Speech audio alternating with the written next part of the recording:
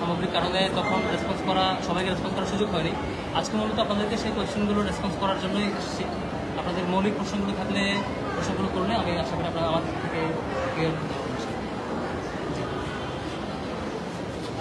প্রথম প্রশ্নটা হলো আপনার বিরুদ্ধে সবচেয়ে বড় যে অভিযোগটা, সেই অভিযোগ হলো আপনি একই সাথে ছাত্র শিবিরের দায়িত্ব ছিলেন এবং ছাত্রলীগের একটি পদ ছিল আপনার বডি। সেই বিষয়টা আসলে স্পষ্ট করবেন। দেখেন, আমি বেশ কয়েকবার ক্লিয়ার করেছি, আবারও ক্লিয়ার করছি।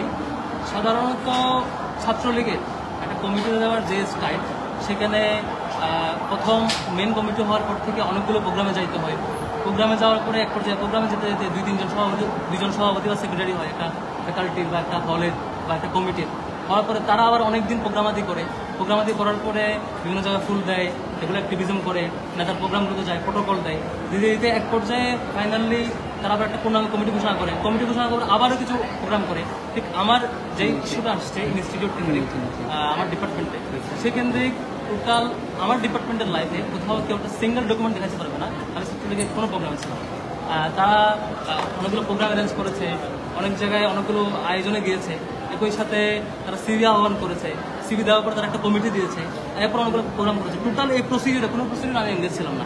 এরপরও কেন এই নামগুলোর ছিলেন না, আমি যেটা করেছি পদে থাকার জন্য যে ধরনের কন্ডিশনগুলো লাগে, এগুলো কোনো অ্যাক্টিভিজম আমি ছিলাম না। এরপরও একটা নাম নিয়ে কোয়েশ্চেন করাটা এটা তো ছাত্রলীগের কিন্তু সামাজিক যোগাযোগ মাধ্যমে দুটি ছবি ভাইরাল হয়েছে, এটা কি আপনার?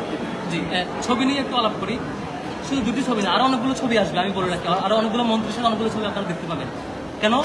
কারণ আমি একদম প্রথম বর্ষ থেকে ডিবেটিং ক্লাবের সাথে সম্পৃক্ত। সেজন্য দেখবেন আমি যে হলে ছিলাম সেই হল ডিবেটিং ক্লাবের সভাপতি ছিলাম। আমি যে ডিপার্টমেন্টে ছিলাম সেই ডিপার্টমেন্টে ডিবেটিং ক্লাবের সেক্রেটারিও ছিলাম।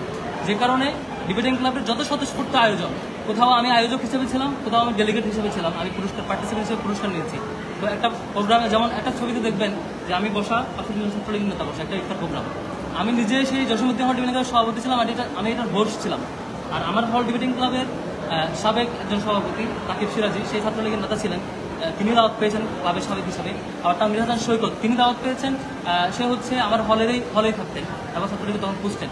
দাওয়াত পাওয়া আমার আয়োজনে, ডিবেটিং ক্লাবের আয়োজন। তখন ফুল ছবি দেখলে দেখবেন, ফুল ছবিতে এখানে আরও অনেকে ছিলেন ডিবেটিং ক্লাব বা বিভিন্ন পার্টি। আবার একটা ছবি দেখবেন আমি পুরস্কার নিচ্ছি সাবেক পররাষ্ট্রমন্ত্রীর কাছ থেকে, সেটাও ডিবেটিং ক্লাবের। আরেকটা ছবি দেখবেন আমি সৈকতকে ফুল দিচ্ছি, সেটাও ডিবেটিং ক্লাবের। যখন সৈকতে ছাত্রলীগের যখন সে সময় কমিটিটা হয়, কমিটি হওয়ার পরে দেখবেন যে হলগুলোতে বা সব জায়গায় বাঁধন, ডিবেটিং ক্লাব, কুইজ সোসাইটি সহ অন্যান্য যে সংগঠনগুলো থাকে, সামাজিক সংগঠন, এই সামাজিক সংগঠনের পক্ষ থেকে সাধারণত তাদেরকে ফুলের শুভেচ্ছা দেওয়া হয়। এটা খুবই স্বাভাবিক। আপনি এই সিঙ্গেল ছবির ব্যাখ্যা পাবেন গ্রুপ ছবির অ্যানালাইসিস করে। মানে আমার গ্রুপ ছবিতে, ফুলদার গ্রুপ ছবিতে বাকি যারা ছিলেন আমার পাশে, তাদেরকে জিজ্ঞেস করবেন যে ছবিটা কিসের, তারাই রিপ্লাই দিবে যে আমরা কবি জসীমউদ্দিন ডিবেটিং ক্লাবের পক্ষ থেকে গিয়েছিলাম, পক্ষ থেকে এটা সৌজন্য সেটা ছিল। আশা করি একটা কোশ্চেন রয়েছে, এই যে ছাত্র আন্দোলনের গণভ্যুত্থানের যে মোড়টা আসলে ঘুরে যায় 9 দফা, আমরা খুব প্রাথমিক পর্যায়ে জেনেছিলাম কিন্তু এটি আব্দুল কাদের দিয়েছিল সমন্বয়। কিন্তু পরে আব্দুল কাদের যখন খোলাসা করলেন, শিবিরের পক্ষ থেকে এটি বিভিন্ন হাউসে, বিভিন্ন পত্রিকা, মিডিয়া থেকে ছড়িয়ে দেওয়া হয়। তো এই বিষয়ে আসলে এই মাস্টার প্ল্যানগুলো আসলে শিবিরের পক্ষ থেকে করা হয়েছিল না আব্দুল কাদেরের পক্ষ থেকে আসলে করা হয়েছিল?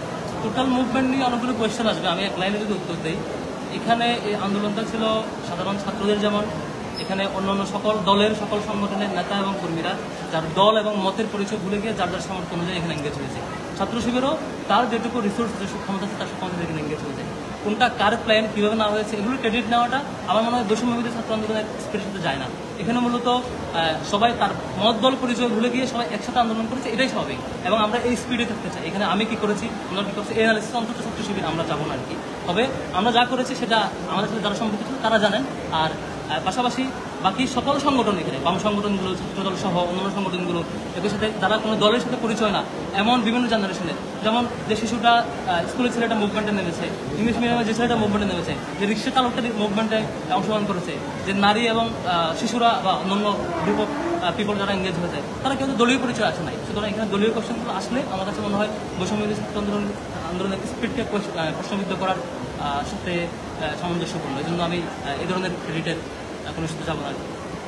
জাতির সাথে এই যে মানে গণঅভ্যুত্থানের পরবর্তীতে নিজেদের আত্মপ্রকাশ, এটা কি জাতির সাথে প্রতারণা করা হয় কিনা, আর আপনাদের পুরো কমিটি আত্মপ্রকাশ করবেন কিনা? দেখেন এটার সাথে আরো রেলিভেন্ট অনেকগুলো কোয়েশ্চেন হয়, এতদিন কেন গোপন ছিলেন, এটাও একটা প্রশ্ন একই সাথে। দুইটা প্রশ্নের সময় মানে স্বাভাবিক উত্তর হচ্ছে, দেখেন ছাত্র শিবির 2009 সাল থেকে 2009 এর পরবর্তী যে সময় 9 থেকে 14 যে পিরিয়ডে ছাত্র শিবির সারা দেশে ওপেনে কার্যক্রম করেছে। আপনি দেখেন তার পরবর্তী সময়েও ছাত্র শিবির টোটালি যেখানে সম্ভব ওপেন কার্যক্রম করার চেষ্টা করেছে। এখন প্রশ্ন হলো, কোনো ছাত্র সংগঠনের কেন্দ্রীয় সভাপতিকে 56 দিন রিমান্ডে দেয় আর কেউ কিছু বলে না। কোনো ছাত্র সংগঠনের যখন ছাত্র শিবিরে দেখবেন যে বিভিন্ন শাখার সভাপতি সেক্রেটারিকে গুম করে ফেলে, এখন আমাদের অনেক শাখার সে সময় সভাপতি সেক্রেটারি গুম অবস্থায় আছে, বিভিন্ন থানা শাখার সভাপতি সেক্রেটারিকে উঠে এনে গিয়ে ক্রস ফায়ার দেয়। আমাদের শত ভাইকে ক্রস ফায়ার দিয়ে হত্যা করা হয়েছে, আমাদের শত দায়িত্বশীলকে বিভিন্ন মিথ্যা মামলা জর্জরিত করে রিমান্ডে নির্যাতন করা হয়েছে। এই যে ফেসিবাদ কায়েমের, আপনি বলবেন যে তোমার বড় ভাইকে গুম করে হত্যা করা হয়েছে আর তুমি কেন পরিচয় দিচ্ছ না, এই কোয়েশ্চনটা ভেলে, নাকি তোমার বড় ভাইকে কেন হত্যা করা হয়েছে এটার বিচার চাই, এই কোয়েশ্চনটা ভেলে। আপনার আমার আগের জেনারেশন পার 5-7 কমিটিকে দিনের পর দিন ক্রস ফায়ার করে হত্যা করা হবে, আর পরের কোনো ছোট ভাই সে যখন পরিচয় এই হত্যার ভয়ে পেশ করতে পারবে না, তখন তাকে কোয়েশ্চেন করবেন যে আপনারা গোপন ছিলেন কেন। আমার মনে হয় এটা মজলুম একটা সংগঠনের উপর আরো বেশি জুলুম করা, এটার সাথে আমার মনে হয় প্রশ্নটা এইভাবে আসে না। দ্বিতীয়ত যেটা আপনি দেখছেন যে শুধু শিবির সন্ধ্যায় বিশ্বজিৎকে হত্যা করেছে, একটা হিন্দু ধর্মের একজন ভাই, তাকে হত্যা করেছে শুধু শিবির সন্ধ্যায়। এই ধরনের একটা ফেসিবাদ কায়েম হয়ে যাওয়ার পরে স্টেক হোল্ডার কিছু বলে না, বরং যে তার লাইফকে বাঁচানোর জন্য হয়তো পরিচয় দিতে পারে তার ফ্রিকোয়েন্টলি অনেক জেনারেশন নিহত হওয়ার পরে তাকে উল্টা জুলুম করবেন, তাকে কোয়েশ্চেন করবেন। আমার মনে হয় এটা একটা চূড়ান্ত পর্যায়ে মুসলিমের উপর আবার নতুন করে জুলুম করা। আশা করবো এই ধরনের জুলুম কেউ করবেন না। আপনার এই আন্দোলনের সময় হামলা মামলা থেকে বাঁচার জন্য কিরকম কৌশল অবলম্বন করছেন? হামলা মামলা থেকে বাঁচার জন্য সাধারণত সবাই, শুধু আমরা না, মানে সবাই যে কেউ যেভাবে তার প্রোটেক্টিভ স্টেপগুলো নেওয়া যাবে সেভাবে নিয়েছে। বেশি কিছু নতুন কিছু বলার মতো। সম্প্রতি হেলমেট ব্যবহারের একটা কথা আসছে, এটা কি সত্যি কিনা? শিবির হেলমেট পরিহিত অবস্থায় ছিল ছাত্রলীগের মধ্যে। এটার সাথে আরো একটা রেলিভেন্ট কোয়েশ্চেন আসছে যে ছাত্রলীগের সাথে শিবির ছিল, এই ধরনের ক্রাইমের সাথে যারা জড়িত তারা হবে। আমি স্পষ্ট অ্যানাউন্স করছি, আবারও অ্যানাউন্স করছি, আমরা অলরেডি বলেছি, সেটা হলো ফেসিবাদ কায়েমে ছাত্রলীগ যে ধরনের ঘৃণ্য কার্যক্রমে জড়িত ছিল তার প্রত্যেকটা বিচার হওয়া দরকার, এবং যত ভিকটিম আছে তারা আইনি প্রক্রিয়া যাবে। আমরা এটা আশা করছি, কোনো ভিকটিম যদি ফেসিবাদী ছাত্রলীগের আচরণের বিরুদ্ধে মামলা করতে গিয়ে আইনি সহায়তা চায়, আমরা ছাত্র শিবির তার সর্বোচ্চ সাপোর্ট দেবো। কোনো সন্ত্রাসী, কোনো এ ধরনের ফেসিবাদ কার্যক্রমে জড়িত কোনো অপরাধী পাবো না, এটা আমরা এর বিরুদ্ধে স্ট্যান্ড নেব। আপনাদের সংশ্লিষ্টতা নিয়ে বলুন, আপনাদের সংশ্লিষ্ট ছিল কিনা ওই ধরনের? এটার উত্তর তো একটু আগে দিয়েছি, এটার সাথে রিলেভেন্ট কোনো কোয়েশ্চেন আছে। যারা ছাত্র সংগঠনগুলো আছে, আপনারা যে এখন ঢাকা বিশ্ববিদ্যালয়ে রাজনীতি করবেন, তারা কি সেটা মেনে নিচ্ছে কিনা, অথবা তাদের সাথে আপনাদের কোনো দ্বন্দ্ব হবে কিনা ভবিষ্যতে, কি আলোচনা হয়েছে? আমরা আশা করবো, আমরা যাতে সঙ্গে বিশ্বাস করি, ফেসিবাদ বিরোধী ছাত্র আন্দোলনে যেমন এই বৈষম্য ছাত্র আন্দোলনে আমরা যেমন একসাথে কাজ করেছি, সামনে ক্যাম্পাসগুলোতে যে কোনো শিক্ষা আমরা একসাথে কাজ করবো। সাধারণ শিক্ষার্থীদের কি পরিমাণ সাড়া পাচ্ছেন এখন? একটু বলি